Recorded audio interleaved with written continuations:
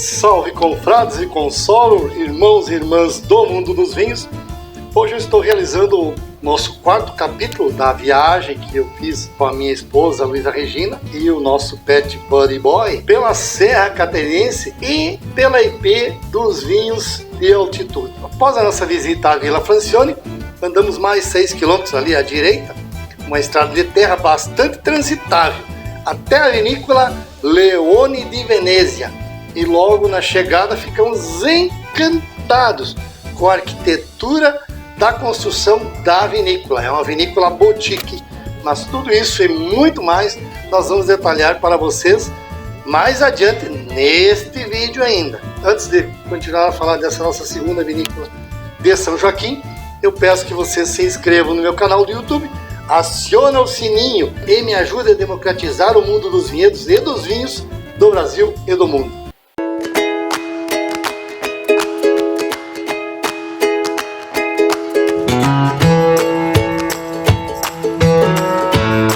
In continuità con le nostre visite, andiamo in una delle più belle cantine di Santa Catarina, a Leone di Venezia, piccolo vigneto di soli 5 ettari, impianto a uve e probabilmente l'unica cantina in Brasile che hanno fatto vino solo uve de origine italiana. Continuando com as nossas visitas, fomos para uma das mais belas vinícolas de Santa Catarina, a Leone di Venezia, uma vinícola pequena, vinícola boutique, com apenas 5 hectares plantados de uva, provavelmente a única vinícola do Brasil que vinifica somente uvas de origem italiana. Quando chegamos, nos surpreendemos com o projeto arquitetônico da vinícola Leone di Venezia, que foi inspirado no palácio italiano Villa di Maser, uma das obras do arquiteto veneziano Andrea Palladio. Inclusive eles têm um vinho com o nome Palladio, em homenagem ao Andrea Palladio,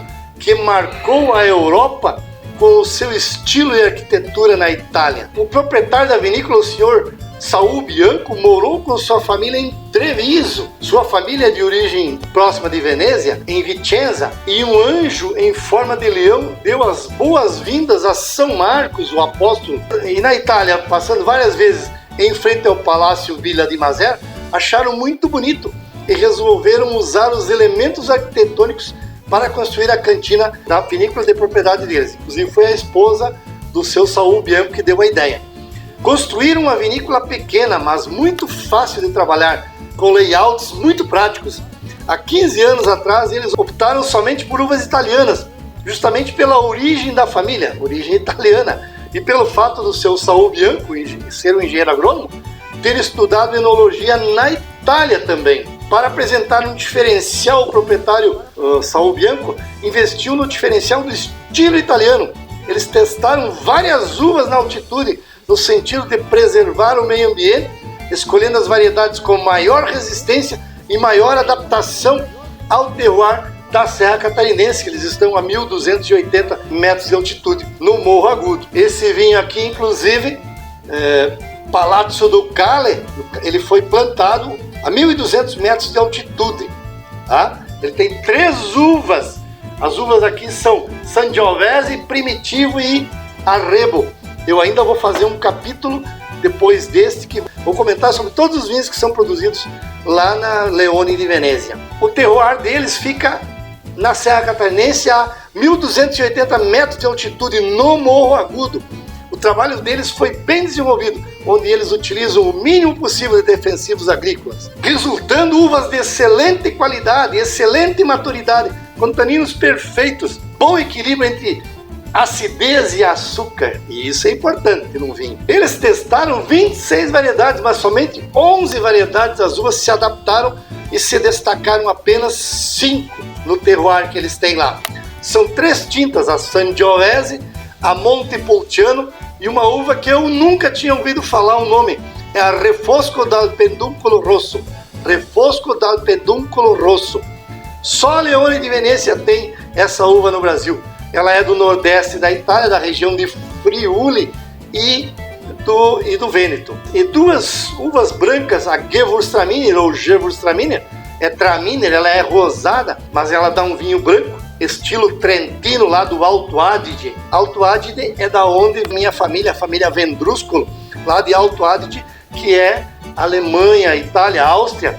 E por isso que os alemães entendem que essa Gewürztraminer ou Gewürztraminer é de origem alemã, mas ela é de origem italiana. Ela tem assim uma boa acidez, não tem tanto aroma, não tem tanta fruta em nariz, não tem aquele finalzinho doce, ele tem um finalzinho assim meio amargo. E a Garganega, muito saborosa, regional do Vêneto, pois eles fazem a fermentação dentro de barricas de carvalho novas, fica 3 meses junto com as leveduras, sendo feita a batonagem 2 a 3 vezes por semana para que os fermentos passem a sua estrutura para o vinho branco da Garganega, sendo excepcional em sabor. Outras como Grechetto, Vermentino, Verdelo, que eles fazem com assemblagem, as tintas Primitivo, Arrebo e Aglianico, todas essas eles fazem com assemblagem. A Sangiovese é a uva mais plantada na Itália, a mais tradicional, mais famosa da Toscana, onde fazem os famosos Brunello di Montalcino, o Chianti clássico. A Leone di Venezia está buscando realizar uma vinificação ao estilo desses vinhos produzidos na Itália. São vinhos de cor leve, não possuem tanto corpo, tanta estrutura, mas tem muita fruta, muito frescor, muito equilíbrio, harmonizando assim com pratos que não possuem muita estrutura, pratos mais leves, pratos mais suaves. Já a Montepulciano, famosa pelo Montepulciano d'Abruzzo, se adaptou muito bem ao terroir de inverno da Leone di Venezia. É uma uva que tem muita resistência a doenças, é mais tardia e foge daquelas geadas precoces no início do verão. É a última a ser colhida, resultando muito madura, com açúcar elevado, com taninos maduros, produzindo um vinho com estrutura muito boa. Eles têm também vinhos brancos com ótima estrutura e ótimo frescor, títulos capazes de evoluírem por muitos anos. Oro Vecchio, um âmbar. Âmbar é laranja, vinho laranja, que surpreende pela elegância e riqueza aromática. É um resgate das ânforas, das antigas ânforas, com uma fermentação longa, com as cascas ficando mais 30 dias junto com os vinhos e com as leveduras. Eles fazem batonagem semanal, 2 a 3 vezes eles fazem essa batonagem, essa movimentação para extrair o máximo das leveduras e das cascas, resultando num vinho muito diferente e muito saboroso, até porque os vinhos não são filtrados, se conhece como surly, e deixa o vinho muito complexo. Eles vinificam e deixam as leveduras e as cascas e o mosto tudo junto e vão vinificando sempre junto. Então, e não fazem a filtragem, eles não filtram esse vinho. Este Leone di Venezia aqui, Palazzo Ducale, ele não é um vinho filtrado.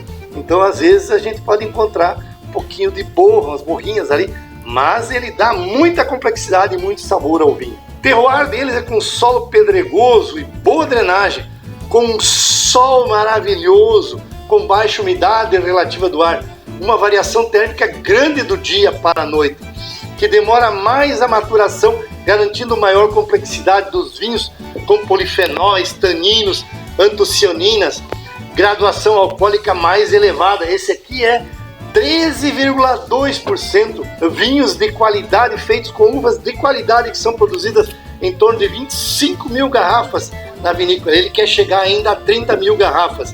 Um volume pequeno, mas de muita qualidade, até porque a Leone di Venezia até já ganhou o prêmio de vinícola destaque do ano de 2020. Como eles estão nas alturas, são classificados como clima temperado frio. À noite faz menos 6 graus alguns dias, um inverno rigoroso, e a planta descansa bem para brotar somente no início da primavera.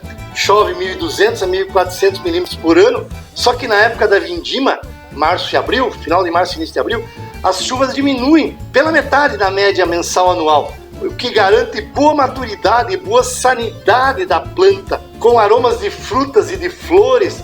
A variação térmica do dia para a noite fica em torno de 15 a 20 graus Celsius, a diferença do dia para a noite, com bastante sol, fazendo muita fotossíntese, concentrando muito açúcar durante o dia, e à noite a planta praticamente para, respira menos, preserva os açúcares e preserva a acidez, mantém uma estrutura grande e uma harmonia muito equilibrada. O sistema de condução aplicado é em espaldeira, aquela cerca viva, e aplica uma desfolha, eles tiram algumas folhas, arrancam, né, para pegar mais tempo de sol, resultando em maior maturidade e mais cor nesses vinhos tintos. Eles possuem o chamado enogastroturismo, com 4 apartamentos onde as pessoas podem se hospedar e ter a experiência de acompanhar o trabalho do dia a dia de uma vinícola, com a parte de campo, com colheita ou a poda, dependendo da época do ano, e a parte de vinificação na elaboração dos vinhos, aproveitando uma gastronomia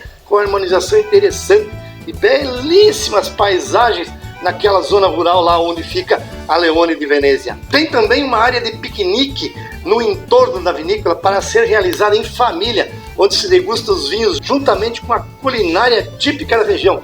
Tem almoço harmonizado, jantar harmonizado, visitas guiadas, degustações em combos, ou só vinhos brancos ou só vinhos tintos, seleção de brusquetas, seleção de frios da região.